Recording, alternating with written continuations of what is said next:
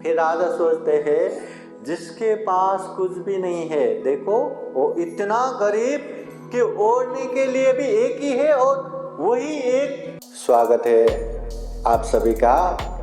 आप लोग देख रहे हैं बुद्धास टीचिंग चैनल और हम यहाँ महाकारुणिक तथागत बुद्धा और उनके शिक्षाओं के विषय में चर्चा करते हैं।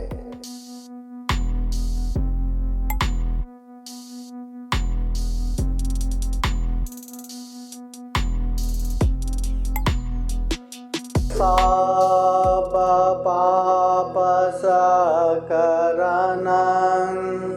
कुशल उपसंपदा सचित्त परियोतपनं येतं बुद्धानुशासनं।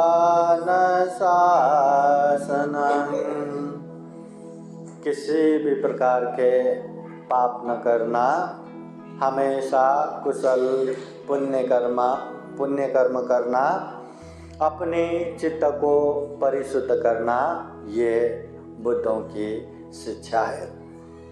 सर्वप्रथम महाकारुणिक तथागत भगवान बुद्ध को त्रिवार वंदना। महाकारुणिक तथागत बुद्ध द्वारा देशित सुआख्यात धम्म को त्रिवार वंदना। महाकारुणिक तथागत बुद्ध के आर्य श्रावक संघ को त्रिवार वंदना। परम पूजनीय बोधिसत्व डॉक्टर बाबा साहब अम्बेडकर आज विशेषतः लुम्बिनी बुद्ध विहार में उपस्थित पूजनीय भिक्षु संघ, श्रावणगण, उपासक उपासिकाएं। महाकारुणिक तथागत बुद्ध होने के बाद, सभी दुखों से मुक्त होने के बाद, विमुक्ति सुख प्राप्त होने के बाद, अभी मैं बुद्ध बन गया, सम्यक संबुद्ध बन गया, मेरा जीवन सुख शांतमय हो गया करके केवल अकेले शांति से नहीं रहे। हम जैसे दुखी प्राणियों को दुख मुक्ति का मार्ग बताने के लिए गांव, नगर, जनपद, देश देशांतरचारिका करते हुए धम्म का प्रचार प्रसार करते गए और उनके उपदेश सुन के न केवल सैयों, न केवल हजारों, न केवल लाखों, करोड़ों लोगों ने बुद्ध के धम्म को समझा, अभ्यास किया और जीवन में आने वाले अनेक तरह के दुख तकलीफों से मुक्त हो गया, मार्ग फल लाभी हो गया। कितने श्रोतापति फल, सकिदागामी फल, अनागामी फल, अरहत फल, जो दुख मुक्ति का मार्ग फल है ना, उसमें भी प्रतिष्ठित हो गया। बहुत सारे लोगों का जीवन धन्य धन्य हो गया। तो ये महाकारुणिक तथागत बुद्ध के महाकरुणा है कि हम जैसे दुखी प्राणियों को दुख मुक्ति का मार्ग बताने के लिए ढेर सारे उपदेश दिए हैं। अभी महाकारुणिक तथागत बुद्ध जिस तरह ऐसे घर बार छोड़ के प्रवचित भिक्षु बनने वाले, भिक्षुनी बनने वाले को 3 चीजें सिखाते हैं, शील, समाधि, प्रज्ञा।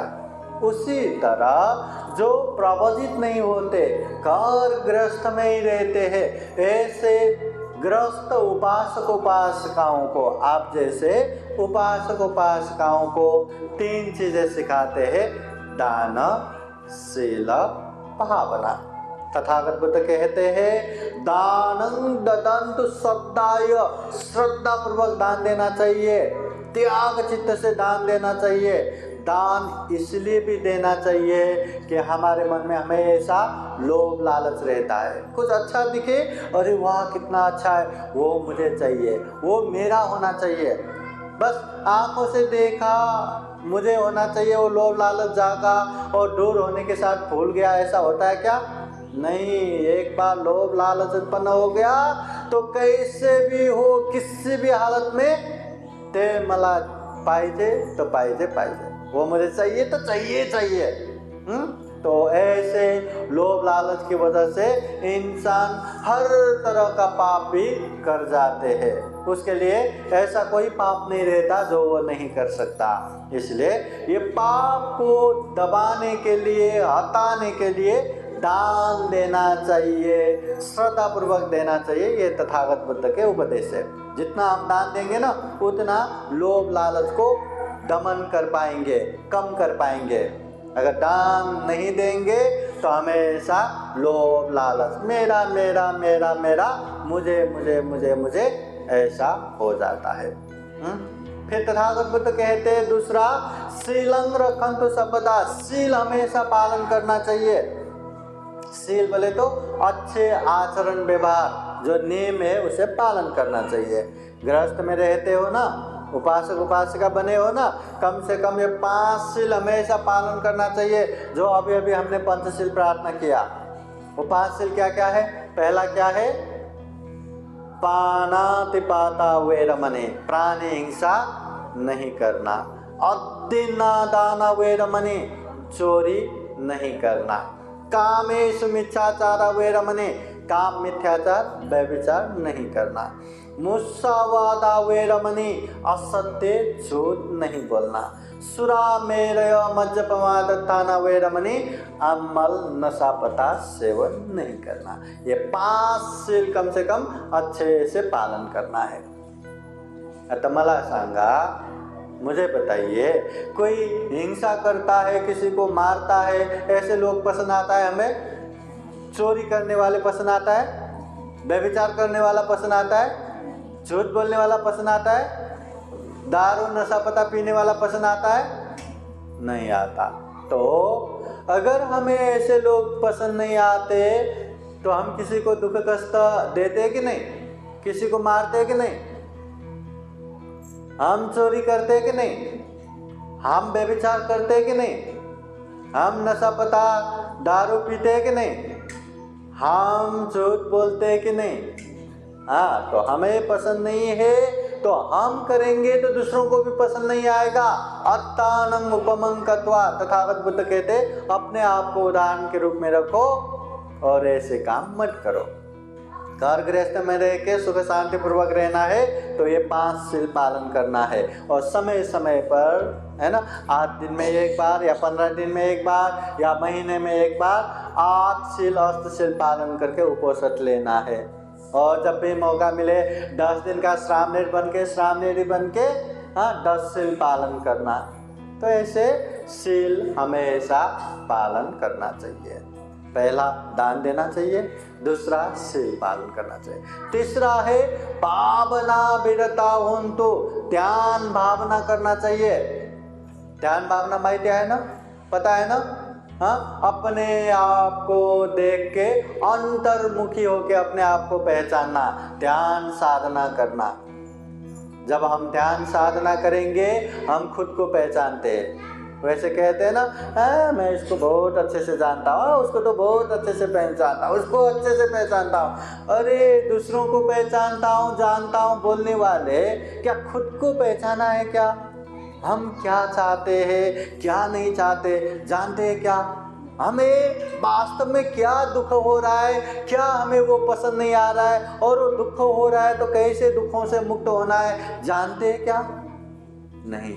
तो वो जब हम ध्यान भावना करने लगेंगे तो अच्छे से जानेंगे। इसलिए चंचल मन को एकाग्र करने के लिए ध्यान भावना करना है, अशुद्ध मन को परिशुद्ध करने के लिए ध्यान भावना करना है। ध्यान भावना नहीं किया ना, मन एकाग्र नहीं होता।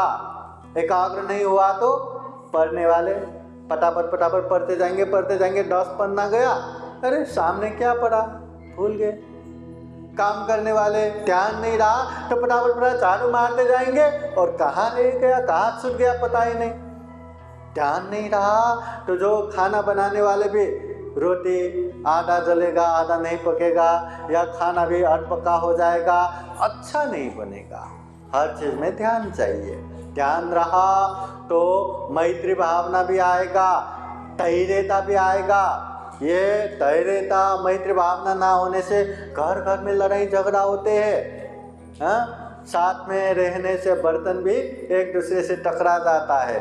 इंसान तो आगे पीछे ऊपर नीचे तो होता ही है। और झगड़ा हो गया करके तेरे से मैं क्या कम हूँ करके अगर झगड़ा करके बैठेंगे तो वो झगड़ा तो और बड़ा हो जाएगा। और नौबत ऐसा आएगा, किसी का सर फट गया, किसी का हाथ मोड़ गया, किसी का क्या हो गया, किसी का क्या हो गया, और इससे परिवार अलग अलग हो जाता है। थोड़ा सा धैर्य रखा। जब हम गुस्सा करेंगे, गुस्सा आता है तो ये करना है, ये नहीं करना है, ये बोलना है, ये नहीं बोलना है, क्या कंट्रोल होता है क्या? छोटे छोटे बच्चा भी, ये देखो विनय गुस्सा आया करके उसके पापा का मारने लगा। अरे जब छोटे बच्चे गुस्सा को कंट्रोल नहीं करते तो बड़े हैं वो कैसे कंट्रोल करेगा? या कंट्रोल करना वो जानता ही नहीं है ना, तो कंट्रोल नहीं होगा, वो तो कुछ भी बोलेगा, कुछ भी करेगा। तो ऐसे समय में सामने वाला भी, मैं भी क्या कम करके उससे झगड़ने लगेंगे तो वहाँ तो विस्फोटी होगा। अरे बेचारा गुस्से में है, गुस्से में तो ऐसा बोलता ही है, ऐसा करता ही है करके उसको निवांत अलग छोड़ के बाद में बात किया। जब उसका गुस्सा ठंडा होगा तब बात किया तो अच्छे से बातचीत हो सकता है। नहीं गुस्से में ही तुम्हारा ही दोष है, तुम्हारा ही गलती है, ऐसा करके बैठेंगे तो आग में घी डालने जैसा फिर वो झगड़ा बड़ा हो जाता है, पूरा परिवार टूट जाता है, बहुत बड़ा घटना हो जाता है। इसलिए वो मैत्री भाव करने के लिए, वो धैर्यता रखने के लिए भी ध्यान भावना करना जरूरी है। तो गृहस्थ में रहने वाले उपासक उपासिकाओं को ये 3 चीज ध्यान देना है। श्रद्धापूर्वक दान देना है, शील हमेशा पालन करना है, ध्यान भावना करना है। दान देने के लिए जो अपनी क्षमता है वो पूर्णतः क्षमता के साथ अच्छे काम करके भरपूर पैसा कमाना है। केवल खाने पीने के लिए, परिवार के पालन पोषण के लिए उतना ही कमा के नहीं बैठना। उतना ही कमा के बैठेंगे तो फिर दान क्या देंगे? तो उससे भी ज़्यादा हमें कमाना है, फिर हम दान दे पाएंगे। अच्छे काम करके कमाना है, बुरे काम करके नहीं। बुरे काम करके कितना भी पैसे कमा के दान दिया तो भी उसका इतना फल नहीं होता। तो अच्छे काम करके, मेहनत करके, चाहे 5-10 रुपए क्यों ना हो, एकदम श्रद्धा चित्त से दान दिया तो उसका पुण्य ज़्यादा रहेगा।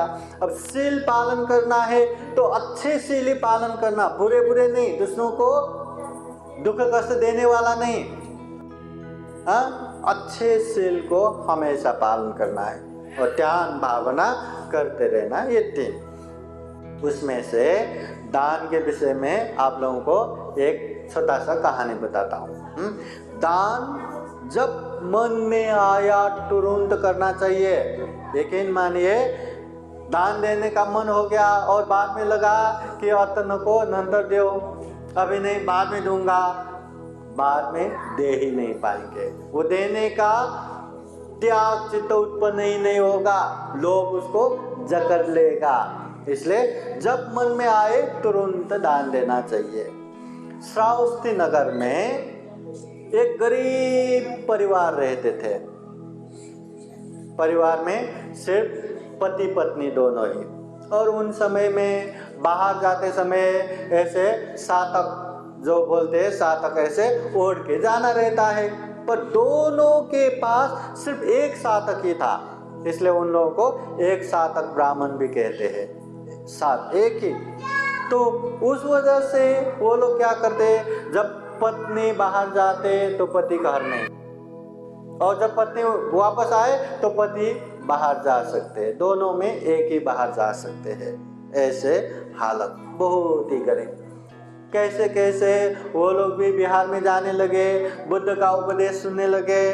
तो उसके पत्नी दिन भर बिहार में जाके धम्मदेशना सुन के आए, और रात के धम्मदेशना सुनने के लिए वो एक सातक ब्राह्मण वो लेके गए धम्मदेशना सुनने को।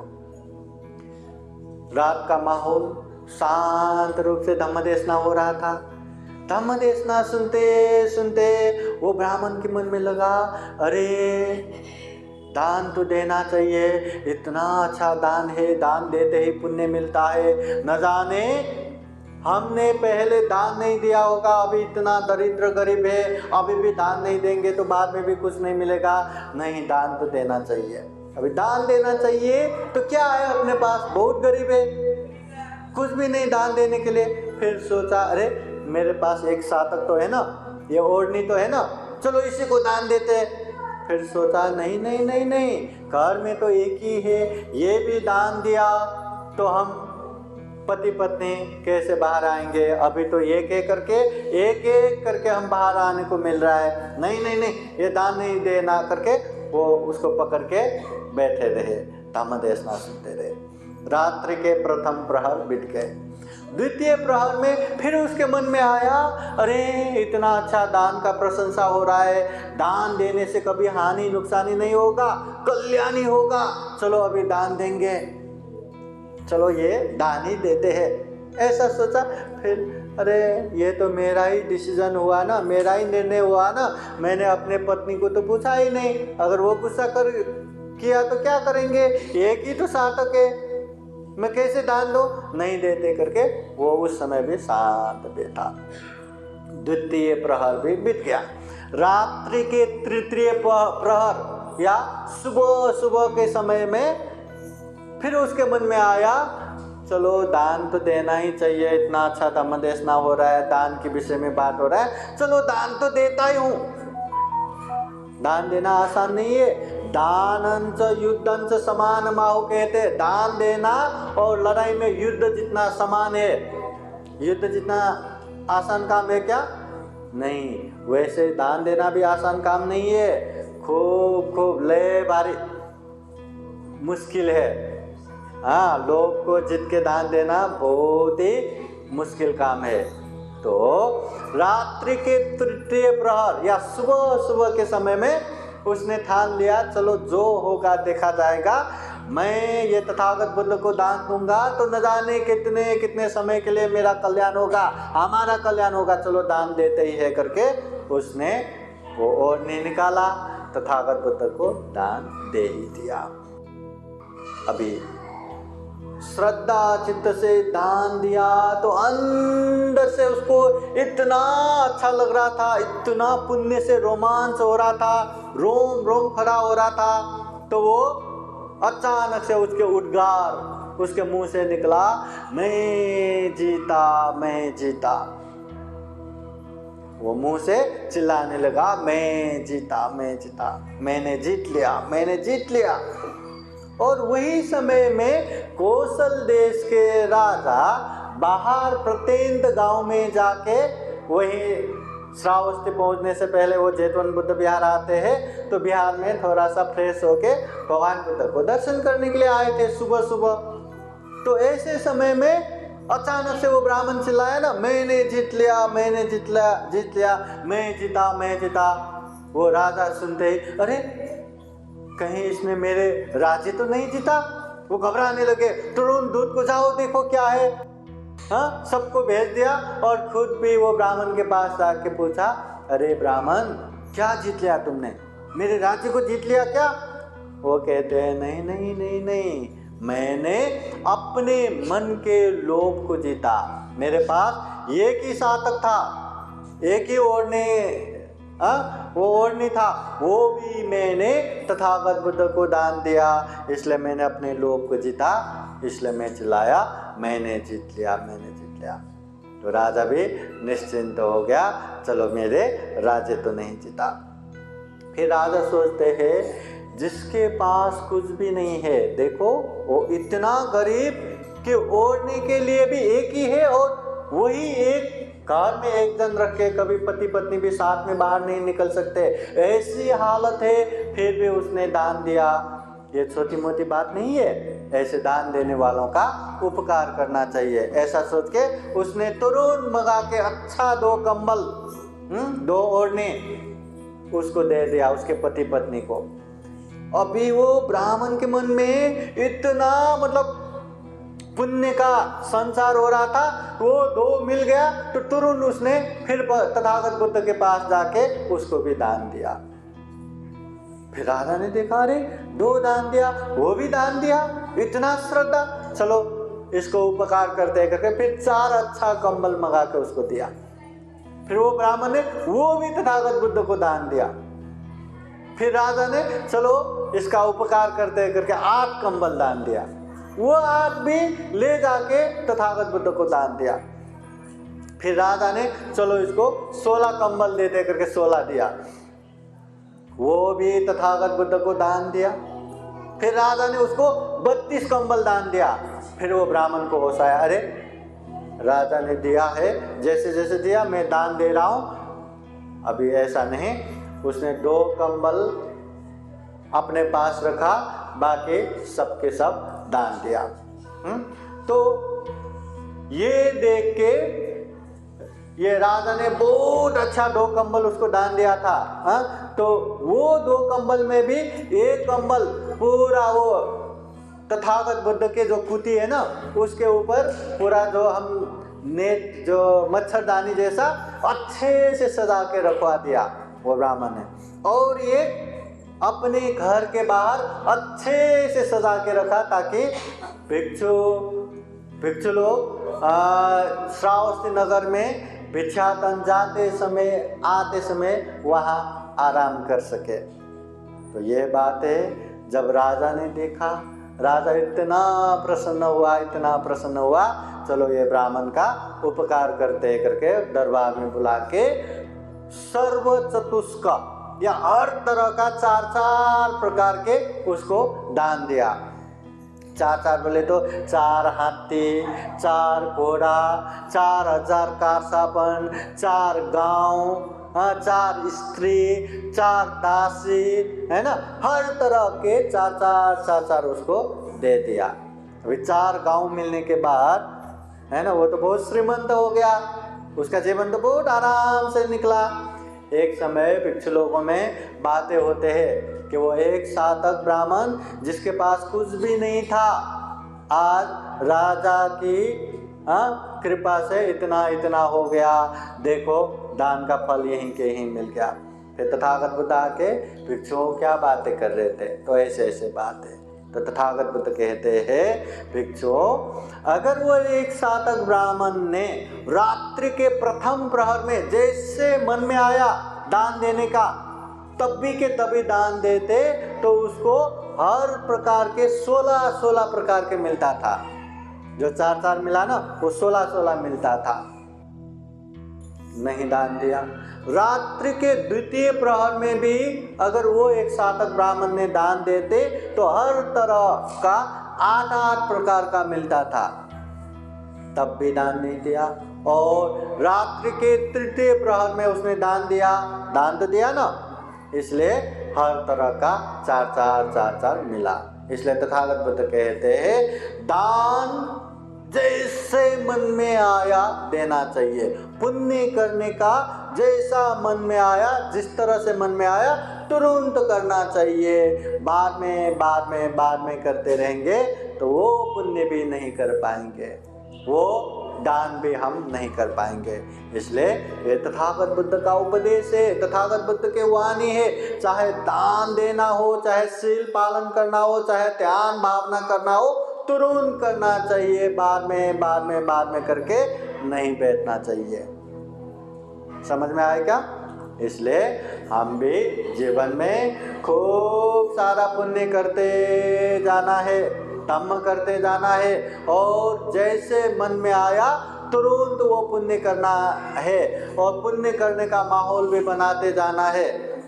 चाहे दान देने का हो, चाहे शील पालन करने का हो, चाहे ध्यान भावना करने का हो, कुछ भी हो, ऐसा माहौल हमें बनाते जाना है।